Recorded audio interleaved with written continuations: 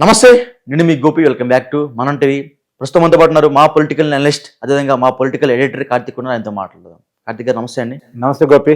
మనం చూసుకోవచ్చు, 2 రోజుల కిందట గేమ్ చేంజర్ ప్రీ-రిలీజ్ ఈవెంట్కి పవన్ కళ్యాణ్ గారు రావడం జరిగింది. పవన్ కళ్యాణ్ గారు సభలో కొన్ని పొలిటికల్ విషయాలు మాట్లాడడం జరిగింది. అదేవిధంగా కొన్ని పొలిటికల్ పార్టీస్ నాయకుల గురించి కూడా మాట్లాడడం జరిగింది.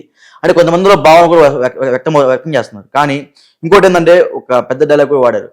మనం అందరం ఒక వృక్షం నుంచి వచ్చాము, అది ఎక్కడి నుంచి వచ్చామో మర్చిపోయి కొంతమంది మాటలు మాట్లాడుతున్నారు, కొంతమంది కొన్ని వేషాలు కూడా పడుతున్నారు.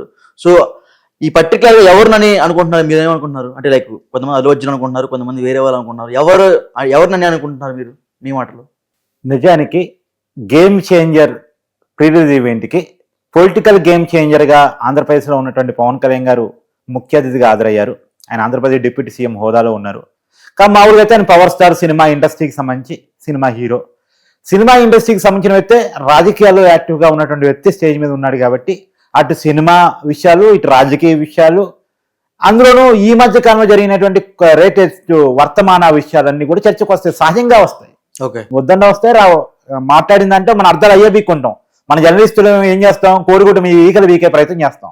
ఒక కామెంట్ చేస్తే ఈ కామెంట్ ఎవరి గురించి చేశారు, ఈ మాట ఎవరి గురించి అన్నారు అనే పనే చేస్తాం జనాలు. ఓకే, ఒక విషయం గుర్తించాలి. ఇవాళ అల్లు అర్జున్ గురించి ఇండైరెక్ట్ గా అన్నారు అనేది కదా చర్చ. ఇవాళ ఇండైరెక్ట్ గా అంటే ఏంది, మన డైరెక్ట్ గానే అన్నారు కదా. మన దిల్రాజు గారు పవన్ కళ్యాణ్ సినిమా ఈవెంట్ కి ఆహ్వానించడానికి కలిసిన రోజు, ఆ రోజు మీడియా చిట్ చాట్ మాట్లాడారు. ఆ రోజు సంజయ్ డేర్ దగ్గర జరిగిన ఘటన మీద మొదటిసారి స్పందించారు. ఆ రోజు సినిమా యూనిట్ కనుక మానవత్వంగా కనుక ఉండుంటే ఈశ్వ ఇక్కడ దాకా వచ్చి ఉండేది కాదు, గోడితో పోయేదాన్ని గొడ్డల దాకా తెచ్చుకున్నారు అని చెప్పేసి మాట్లాడారు కదా. ఓకే, జరిగిన సంఘటనలో మానవత్వం లోపించింది అని చెప్పారు కదా. ఆ సినిమా యూనిట్ కి, హీరో అల్లు అర్జున్ కి మొట్టిగా వేశారు కదా. కదా ఒక హీరోని మాత్రమే నేను టార్గెట్ చేయట్లేదు అని కొంత అల్లు అర్జున్ కొంత సాంత్వన ఇచ్చారు, కానీ మొత్తంగా వేయాల్సిన మొట్టికాయలు వేశారు కదా. ఓకే, ఇక దానికి కొనసాగిపోయి అనుకోవచ్చు కదా. ఖచ్చితంగా అల్లు అర్జున్ అయినా, రామ్ చరణ్ అయినా, పవన్ కళ్యాణ్ అయినా, ఇంకెవరైనా సమయవై ఎవరైనా సరే ఎక్కడి నుంచి ఎదిగారో ఆ మూలాలు మర్చిపోకూడదు. ఇప్పుడు ఎగ్జాంపుల్ అల్లు అర్జున్ అని మీకు అనుమానం ఉందనుకో, అల్లు అర్జున్కి మూలం ఎక్కడుంది? చిరంజీవి గారి కెపాసిటీలో ఉంది. మీకు ఉదాహరణ చెప్తాను. మీకు అల్లు అర్జున్ ఏ సినిమాలో మొట్టమొదటి నటించాడు? డాడీ సినిమాలో నటించాడు. ఒక చిన్నప్పుడు క్యారెక్టర్ అది. ఎస్, మొట్టమొదటి ఎలివేట్ అయిన క్యారెక్టర్ అది. ఎందుకంటే చిరంజీవి గారి సినిమాలో కనుక నటిస్తే ఎలివేషన్ ఎక్కువ దక్కింది కదా అని ఓకే దాంట్లో నటించాడు. తర్వాత ఆయన ఒక సినిమా కోసం ట్రై చేస్తే ఆ సినిమా అల్లు అర్జున్కి రాకుండా నితిన్కి పోయింది. అప్పుడు అల్లు అర్జున్ కొంత బాధపడ్డాడు అనేది సమాచారం, సినిమా ఇండస్ట్రీ చెప్పుకునే టాక్. సరే, చిరంజీవి గారు ఇన్వాల్వ్ అయ్యారు. రాఘవేంద్రరావు గారికి ఫోన్ చేశారు, మీ 100వ సినిమాని మా ఓన్లీ హీరోగా, నా మేనల్ హీరోగా పెట్టి తీయాలని చెప్పేసి ఆయన రిక్వెస్ట్ చేశారు. చిరంజీవి గారు అడిగిన తర్వాత ఎవరైనా కాదంటారా సినిమా ఇండస్ట్రీలో? కాదు అనలేక రాఘవేంద్రరావు గారు అల్లు అర్జున్ పెట్టి తొలి సినిమా తీశారు. రాఘవేంద్రరావు గారికి 100వ సినిమా, అల్లు అర్జున్కి మొదటి సినిమా, అది గంగోత్రి. సో చిరంజీవి గారు రిక్వెస్ట్ మేరకే ఆ సినిమా తీశానని రాఘవేంద్రరావు గారు ఒక టైంలో తన ఇంటర్వ్యూలో చెప్పారు. కాబట్టి ఇక్కడ మనం అర్థం చేసుకోవాల్సిందంటే, ఖచ్చితంగా అల్లు అర్జున్ హీరో కావటం వెనకాల మెగాస్టార్ ఉన్నారు. రెండోది, గంగోత్రి సినిమాని ఆహ్వానించింది, సినిమా చూసింది. ఆ రోజుకి అల్లు అర్జున్ సపరేట్ ఫ్యాన్స్ లేరుగా, లేదు, ఇప్పుడు క్రియేట్ అయ్యారు. ఆ రోజుకి లేరు కదా. ఆ రోజుకి అల్లు అర్జున్ సినిమాలన్నీ హిట్ చేసింది ఎవరు? Mega fans. కాబట్టి మూలాలు ఖచ్చితంగా అల్లు అర్జున్కి అక్కడ ఉన్నాయి. అది మర్చిపోయి ఉండకూడదు అనేది ఇండైరెక్ట్ గా చెప్పొచ్చు కాక, అది ఎవరికైనా, అది అల్లు అర్జున్కి కాదు, ఎవరికైనా మూలాలు ఎక్కడ ఉన్నాయో ఆ మూలాలు పునాదులు గుర్తుపెట్టుకోవాల్సిందే. అది మర్చిపోయి నేను ఇవాళ పెద్ద హీరో అయ్యాను కదా, తోపు అయ్యాను కదా అంటే, ఎవరైతే ఆ మూలాలు మర్చిపోయి ఎదినా కొద్ది ఒడిగి ఉండరో వాళ్ళు కింద పడిపోతారు. అంటే మెగా ఫ్యామిలీ మొత్తం అల్లు అర్జున్ టార్గెట్ చేశారంటారా? అని అంటానికి ఏముంది, అల్లు అర్జున్ టార్గెట్ చేసి ఉంటే డే 1 నుంచి విమర్శలు గుప్పిస్తుండే వాళ్ళు కదా. ఇంకా పైగా సినిమా రిలీజ్ అయిన రోజు మా నాగబాబు గారికి వీడియోడు, ఏది ఏమైనా సినిమాని మనం చూడాల్సిందే, సినిమాని హిట్ చేయాల్సిందే, సినిమా హిట్ కావాలని కోరుకోవాల్సిందే, ఎవరి మీద కక్ష సాధింపులుండో, ఎవరిని సినిమా ఓడిపోవాలని గెలవాలని మనం గెలవాలని కోరుకుంటాం తప్ప ఓడిపోవాలని అనుకోమని చెప్పేసి నాగబాబు గారు ట్వీట్ చేశారు కదా. నిన్న కూడా పవన్ కళ్యాణ్ గారు ఒక స్టేట్మెంట్ చాలా క్లియర్గా చెప్పారు. అదే స్టబ్లో మాట్లాడుతూ అల్లు అర్జున్ పేరు కూడా తీసి వాళ్ళందరి సినిమాలు హిట్ కావాలని మేము కోరుకుంటాం. జూనియర్ ఎన్టీఆర్ సినిమా అయినా, అల్లు అర్జున్ సినిమా అయినా, ప్రభాస్ సినిమా అయినా, ఘట్టమైన మహేష్ సినిమా అయినా, ఎవరి సినిమాలైనా హిట్ కావాలని కోరుకుంటాం, ఎవరిది ఫెయిల్ కావాలని మేము కోరుకోం, మా ఆలోచనలు ఉండవని చెప్పేసి పవన్ కళ్యాణ్ గారు చెప్పారు. మాకు అందరు హీరోలు అంటే ఇష్టమని కూడా చెప్పారు. మెగా ఫ్యాన్స్ అందరి సినిమాలో హీరో చూడాలని చెప్పేసి కూడా పిలుపునిచ్చారు. అంటే ఇక్కడ టార్గెట్ చేయటువంటి ఉంటే ఎక్కడ ఉంది? ఇంకా విషయం చెప్పాలంటే అల్లు అర్జున్ జైలుకి పోయిన రోజు వాళ్ళ బంధువు కాబట్టి చిరంజీవి గారు స్వయంగా వచ్చి అల్లు అరవింద్ గారి కుటుంబాన్ని కలిసి ఓదార్చారు. ఇంకెక్కడ టార్గెట్ చేయటం ఉంది? జరిగింది తప్పును తప్పుగా చెప్పాలి, ఒప్పుగా చెప్పాలి. మనోడు కానివాడైనా అల్లు అర్జున్ ఆ విషయంలో కొంత తప్పు ఉంది, ఆ తప్పును తప్పుగా చెప్పారు.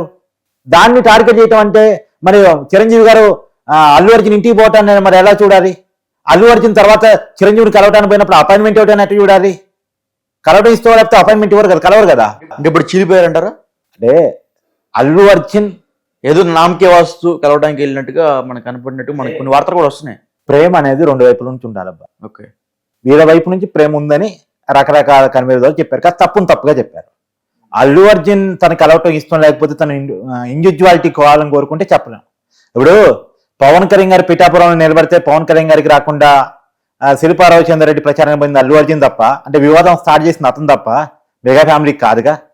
ఇప్పుడు మన పీకే దేవర్ అని పోస్టర్ ప్రదర్శించింది అల్లు అర్జున్ అభిమానుల సరసం వాట్ ఎవర్ కొంతమంది ప్రదర్శించింది అల్లు అర్జున్ ఈవెంట్ లో కానీ పవన్ కళ్యాణ్ ఈవెంట్ లో కాదు కదా.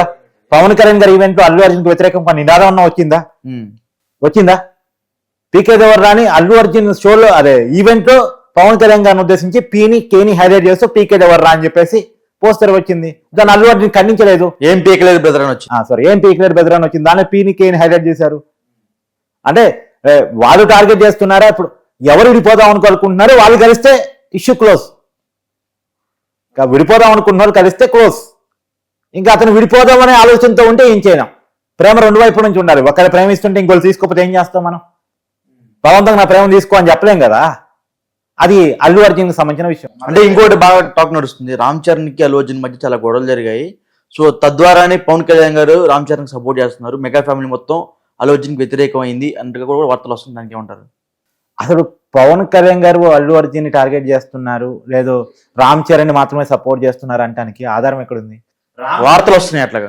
రామ్ చరణ్ సినిమాకి ఏ రకంగా టికెట్ రేట్ పెంచుకునే అవకాశం ఇచ్చారు, అల్లు అర్జున్ సినిమాకి కూడా టికెట్ రేట్ పెంచుకునే అవకాశాన్ని అలాగే ఇచ్చారు కదా ఆంధ్రప్రదేశ్ లో. దాన్ని అల్లు అర్జున్ కూడా కోట్ చేశారు కదా. ముఖ్యమంత్రి చంద్రబాబు నాయుడు గారికి, ఆంధ్రప్రదేశ్ డిప్యూటీ ముఖ్యమంత్రి పవన్ కళ్యాణ్ గారికి కృతజ్ఞతలు, మా బాబాయ్ వల్ల ఇదంతా సాధ్యమైంది. అంటే మామయ్యని బాబాయ్ అని పిలుస్తాడు, అదేగా చెప్పింది ఆయన. ఆ బాబాయ్కి స్పెషల్ ధన్యవాదాలు, స్పెషల్ నోట్ అని కూడా చెప్పాడు కదా. అవును. అంటే పవన్ కళ్యాణ్ నిజంగా అల్లు అర్జున్ సపోర్ట్ చేయడం ఇష్టం లేకపోతే అల్లు అర్జున్ పేరెందుకు వచ్చేస్తారు? అల్లు అర్జున్ సినిమాకి ఎందుకు ప్రభుత్వం సహకరిస్తుంది? కాబట్టి ఇదంతా ఉత్తి మాటలు, బయట జరిగే రూమర్స్ తప్ప నిజం కాదు. ఇక సరే, ఇక దండాలు పెట్టాలి, దశకాలు పెట్టాలి అనేది జగన్మోహన్ రెడ్డి గారు ఉద్దేశించి మాట్లాడిందంటే కావచ్చు కాక. ఎందుకంటే ఆ రోజు సినిమా ఇండస్ట్రీని జగన్మోహన్ రెడ్డి అవమానించాడని చెప్పేసి అందరికీ ఉంది.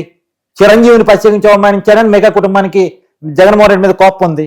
అల్లు అర్జున్ మీద ఉన్న కోపం కూడా, కోపానికి కారణం జగన్మోహన్ రెడ్డి. మళ్ళా జగన్మోహన్ రెడ్డి పార్టీకి ఎన్నికల ప్రచారం పోయాడు అన్నదే వాళ్ళకు అల్లు అర్జున్ మీద ఏమైనా కోపం ఉంటే గింటే అదే కారణం. ఓకే, ఎందుకు?